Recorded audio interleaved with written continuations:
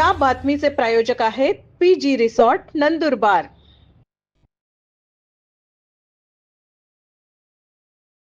आम्हाला धीर कोण करणार, कोण पुढे या पक्षाला, या समाजाला, या तळागाळाच्या महाराष्ट्राचं नेतृत्व। धन्यवाद।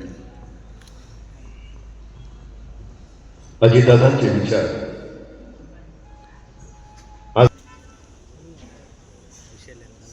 कार्यकर्ता असो किंवा राष्ट्रवादीचे कार्यकर्ता असो, त्यांचं खूप मोठ्या प्रमाणात नुकसान झालं आहे।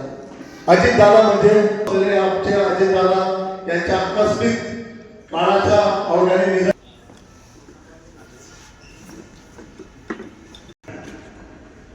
पण काही राजकीय जीवनात आम्ही सरकारमध्ये काम करत असताना 2-3 आठवडे मी दादांचं सांगणार आहे।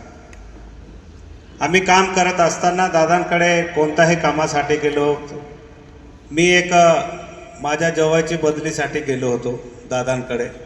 मी सांगितलं, साहेब माझी जवळची बदली करायची आहे।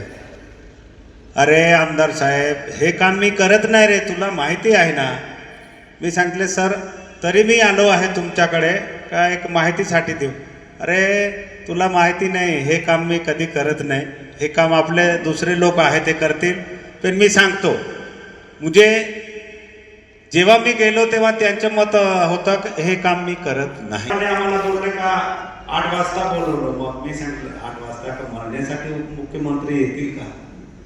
आणि मग माझ्या पिढीला किती मोठे झाले असेल, बेन जे टेमावर टेम सांगितलं त्याच्यावर येणारा नेता या महाराष्ट्रामध्ये श्री दादा होते। आणि जेव्हा आम्हाला हे कळलं का दादांचा ॲक्सिडेंट झाला, तर लोक बघ मी सुद्धा एक अर्धा तासपर्यंत कोणाला बोललो नाही, गुपचूप बसून राहिलो होतो। कारण एक सकाळी मोबाईलवर बघताच अगदी म्हणजे आमचा भारभरून आमचा होशच उडला त्यावेळेस। तर दादांना एक दिवस म्हणजे आम्हाला नातेसंबंधी तर दूरच, पण एक आमचा परिवारातलाच एक व्यक्ती होता। आम्हाला दादांनी एवढं आश्वासन दिलं, ताई तुम्ही 8 तारखेला परत पुन्हा या। दादांचा हा शब्द मला म्हणजे 27 तारखेपासून अगदी माझ्या हृदयातच आहे। मला असं वाटत आहे दादा आपल्यासोबतच आहे। दादा आपल्याजवळ नाही, पण दादा आपल्यासोबत दादांच्या सगळ्या आठवणी आपल्याजवळ ठेवून गेल्या आहेत। दादांना आणि शिवसेनेच्या वतीनं आम्ही भावपूर्ण श्रद्धांजली समर्पित करतो।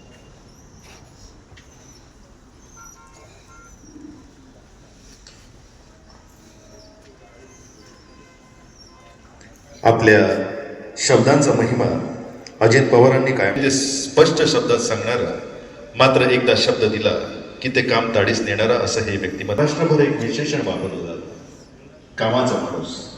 आणि आज कामाचा हा माणूस आपल्यामध्ये या ठिकाणी नाही, आणि त्यांच्या चरणी आदरांजली आपण या ठिकाणी श्रद्धांजली समर्पित करण्यासाठी या ठिकाणी उपस्थित झालेलो आहोत। यानंतर बूंद आसमां से नहीं टपकती, इस मिट्टी के रेजे रेजे के पैर में समाजी मसावत के घुंघरू बांधना पड़ेंगे, तब कहीं जाकर इस महाराष्ट्र की अस्मत पर अमन की रोशनी जलवा अफरोज होगी। मैं मेरे परिवार की ओर से, रघुवंशी परिवार की ओर से श्रद्धांजलि। शोकाच्या या क्षणी आणि काम म्हणजे जीवन या त्यांच्या कार्यशैलीमुळेच त्यांना कामाचा माणूस म्हणून लोक ओळखू लागले। अजितदादा आज जरी आपल्यात नसले तरी आज त्यांची जी कार्यशैली आहे, त्यांचा जो वक्तशीरपणा आहे, ते आज देखील आपल्याला दिसून येणार आहे पुढे। त्यांच्या स्वभावातील विशेष गुणांपैकी एक गुण म्हणजे ते एकवचनी होते। एखाद्याचे काम होणार असेल तर ते पटकन हो किंवा नाही म्हणायचे। त्यांनी लोकांच्या भावना जपल्या होत्या, लोकांना जपून ठेवलं होतं। अगदी त्यांचा जो स्वभाव होता तो लोकांना हवाहवासा वाटत होता। आणि नेहमीच दादा आज आपल्यात नसले तरी ते आपल्यात नेहमी राहतील। आज माझ्या संपूर्ण नटावतकर परिवाराकडनं आणि भारतीय जनता पार्टी महिला मोर्चाकडनं मी त्यांना भावपूर्ण श्रद्धांजली अर्पित करते। व्हावे मृत्यू ही विश्रांती, या 2 ओळींचा अर्थ म्हणजे ज्यावेळेस आपण अपघातग्रस्त विमान बघतो दादांचं, आणि त्याच्याच बाजूला पडलेला कागदांचा ढिगारा म्हणजे शेवटच्या क्षणापर्यंत दादा आपल्या कामात मग्न होते आणि आपल्या या महाराष्ट्राच्या उन्नतीसाठी झटत होते. मी एक छोटा प्रसंग सांगेल. ज्यावेळेस राष्ट्रवादी पक्षाची सभा सुरू होती त्यावेळेस महाविकास आघाडीचं सरकार होतं. दादा विरोधात होते, भारतीय जनता पार्टीच्या विरोधात होते त्यावेळेस. आणि एक सलगर म्हणून युवती कार्यकर्ता त्यांच्या भाषणात मोदीजी आणि फडणवीस यांच्याबद्दल त्यांची जीभ घसरली आणि त्यांनी अपशब्द काढले. तर अशा वेळेस दादांनी जेव्हा त्यांच्या भाषणाची सुरुवात केली त्यावेळेस प्रथमतः त्या कार्यकर्त्यांना, त्या युवतीला त्यांनी त्यांच्या शब्दात रोखठोकपणे झापलं. म्हणजे दादा हे असं व्यक्तिमत्व होतं की त्यांनी त्यावेळेस सांगितलं की मोदीजी हे फक्त भारतीय जनता पार्टीचे पंतप्रधान नसून संपूर्ण देशाचे पंतप्रधान आहे आणि त्यांचा मान हा राखलाच गेला पाहिजे. असे व्यक्तिमत्व बाळासाहेबांनंतर सर्वात जास्त जर गर्दी असेल अंत्ययात्रेत ती स्वर्गीय अजितदादांच्या अंत्ययात्रेत होते. अशा दादांना, अशा व्यक्तिमत्वाला मी भारतीय जनता पार्टी परिवारातर्फे, आमचे प्रदेश महामंत्री सन्माननीय विजयभाऊ चौधरी यांच्यातर्फे, आमदार राजेशजी पाडवी, आमदार डॉक्टर विजयकुमार गावित साहेब यांच्यातर्फे मी भावपूर्ण श्रद्धांजली अर्पण करतो. थांबतो. बंधू आणि भगिनींनो, आदरणीय दादांबद्दल, त्यांच्या कार्यशैलीबद्दल आपण मागच्या 2-3 दिवसापासून ऐकतोय, बघतोय. आज देखील अनेक लोकांनी आपले अनुभव सांगितले. मी देखील एक छोटासा अनुभव सांगणार आहे. प्रत्यक्ष माझी त्यांच्याशी भेट झाली नाही, परंतु आमच्या देखील नगरपालिकेच्या निकालाच्या नंतर नंदुरबार जिल्ह्याचं पालकमंत्रीपद प्रभारी म्हणून त्यांच्याकडे जबाबदारी असताना मी सहज एक प्रयोग करून बघितला. मला वाटलं मी त्यांच्या पक्षाचा नाही. एक पत्र लिहिलं की आमची शहादा नगरपालिका एकमेव अशी नगरपालिका आहे नंदुरबार जिल्ह्यामध्ये जी OTSP म्हणजे जी ट्रायबल सबप्लॅनमध्ये येत नाही आणि म्हणून निधीची कमतरता आमच्या नगरपालिकेला सतत भासत असते. यावर आपण विशेष लक्ष द्यावं आणि शहादा नगरपालिकेसाठी जास्तीत जास्त निधी कसा उपलब्ध होईल याच्यासाठी आपण प्रयत्न करावा अशी विनंती मी त्यांना केली होती. सहज पत्र पाठवलं होतं. मला वाटलं नव्हतं की इतके पटकन मला रिप्लाय येईल, परंतु 3 दिवसाच्या नंतर त्यांच्या OSच्या माध्यमातून पत्र आलं की तुम्ही जेव्हा मुंबईला याल तेव्हा प्रत्यक्ष येऊन भेटा आणि या विषयावर आपण चर्चा करण्यासाठी दादांनी आपल्याला बोलवलेलं आहे. योगायोगाने या मंगळवारी मी आणि आमचे मित्र योगेश भाऊ आम्ही मंत्रालयामध्ये होतो. दादांची भेट घेण्यासाठी थांबलो, परंतु काही कारणास्तव मला दुसरीकडे जायचं होतं. म्हटलं येऊन परत भेटेल. अर्धा तास त्यांच्या ऑफिसच्या बाहेर आम्ही थांबलो होतो, परंतु परत येसो दादा दुसऱ्या एका कार्यक्रमासाठी निघून गेले होते. त्यांच्याशी भेटीची वेळ घेतलेली होती.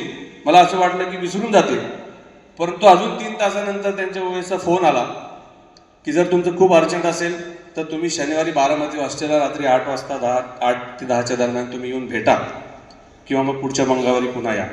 इतकं सहजपणे फॉलोअप घेणारा, कुठल्याही पक्षाचा माणूस आहे का काय आहे याचा विचार न करता काम करणारे अशी व्यक्तिमत्व जेव्हा आपल्यातून निघून जातात तर त्यांना फक्त भावपूर्ण श्रद्धांजली अर्पण न करता हे लोक कशी जगतात याच्यावर देखील आपण विचार केला पाहिजे. प्रत्येक पक्षातले इथं पदाधिकारी असतील, वेगवेगळ्या विचारधारेचे लोक असतील. आपल्या पक्षाचा विचार सर्वसामान्यांपर्यंत पोहोचला पाहिजे आणि या विचाराच्या माध्यमातून आपली सत्ता बसली पाहिजे असा विचार प्रत्येक पक्षाच्या पदाधिकाऱ्याचा असतो. देण्यासाठी आपण इथं उपस्थित आहात. आज तुमच्या आमच्यामध्ये दादा नाहीत ही कल्पनाच करू शकत नाही. जेव्हा 28 तारखेला सकाळी 8:45 वाजता दादांच्या संदर्भात TV ला बातमी चालली होती आणि ते बघून मन एकदम सुन्न झालं. भगवंता चरणी प्रार्थना केली की आमच्या दैवताला सुखरूप ठेव, पण काळाने घात घातला आणि दादा नाहीत असं बातमी जेव्हा TV ला यायला लागली मन सुन्न झालं, खचून गेलो. अभिजित दादांना फोन लावला आणि दादा आणि आमच्या दोघांच्या डोळ्यातनं नकळत अश्रू निघाले की एक कुटुंबाचा कर्ता ज्याने या राष्ट्रवादी पक्षाला वाढवण्याबरोबरच या राष्ट्रवादी पक्षाबरोबर जे कार्यकर्ते होते त्यांना मोठं करण्याचं काम जर खरं कोणी केलं असेल तर ते आदरणीय अजितदादांनी केलं. अजितदादांनी जेव्हा आम्ही अजितदादांकडे गेलो तेव्हा अजितदादांनी आम्हाला ऊर्जा दिली, अजितदादांनी आम्हाला सांभाळलं, अजितदादांनी जे काम होतं ते करण्यासाठी अजितदादांनी प्रामाणिकपणे प्रयत्न केला आणि तेही केलं. दादा हे तुमच्या आमच्यातले सर्वसामान्यांचे नेते होते. आम्ही कार्यकर्ते म्हणून जेव्हा दादांना भेटलो, दादांनी आमच्या व्यथा, आमची कामं ऐकून घेतली आणि त्याचा पाठपुरावा आणि ते कामं बरेचसे मार्गी लागले. नवापूर तालुक्यामध्ये सिंचनासाठी, पाटचारीसाठी निधी आवश्यकता होती. दादांना सांगितलं, दादांनी लगेच पीएला सांगितलं की अनिल, अरे भरतचं काय काम आहे बघून घ्या आणि लगेच पाठपुरावा कर. 8-15 दिवसात तर त्या संबंधित खात्याच्या अधिकाऱ्यांचा फोन आला की दादांनी सांगितलं आणि तुमच्या भागामध्ये 26 कोटी रुपये दादांनी सांगितल्याप्रमाणे मंजूर करून दिले. म्हणजे इतकी दादांमध्ये तत्परता होती. काही अडचणी असल्या का दादा डायरेक्ट दादांकडे आमच्यासारख्या कार्यकर्त्यांचे सुद्धा नंबर होते. दादा आम्हाला फोन करायचे, भरत काय केलं होतं. आज खूपच मोठी नोकरी निर्माण झालेली आहे. या ठिकाणी नंदुरबार जिल्ह्यातील विविध क्षेत्रातील राजकीय, सामाजिक, शैक्षणिक, सांस्कृतिक, सहकार क्षेत्रातील मान्यवर आले आहेत. आपल्या सगळ्यांच्या भावना इथं व्यक्त होणार आहेत. त्याआधी मी अगदी एका शब्दात सांगणार आहे. नंदुरबार जिल्ह्यातून नव्हे तर संपूर्ण महाराष्ट्रातून आजचा या दिवशी म्हणजे शब्द व्यक्त करणे शक्य नाही. सहकार क्षेत्रातला एक तारा आज निखळला आहे. आमच्या सहकार भारतीतर्फे आणि माझ्या शहीद शिरीष कुमार मित्रमंडळातर्फे मी आदरणीय दादांना भावपूर्ण श्रद्धांजली अर्पण करतो.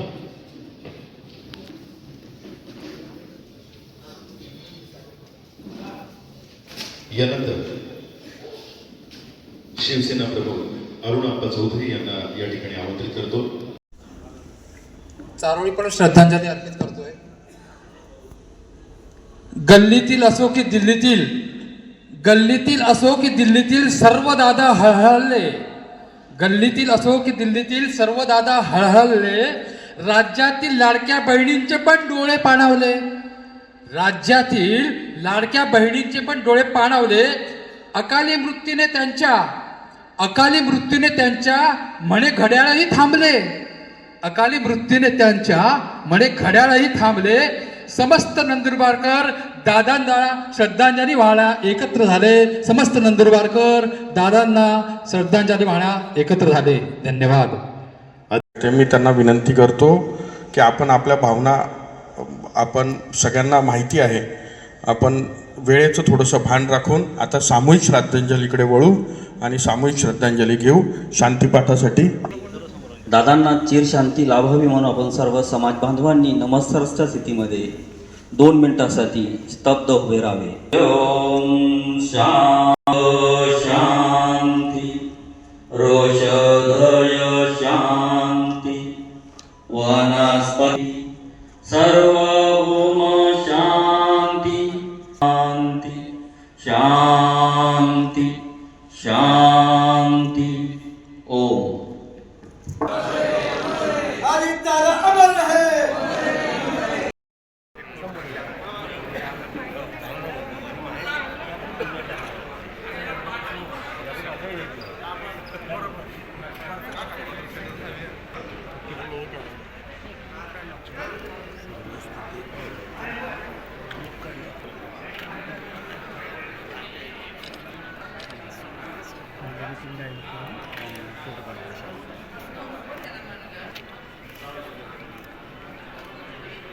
घोषणा दादासाहेब.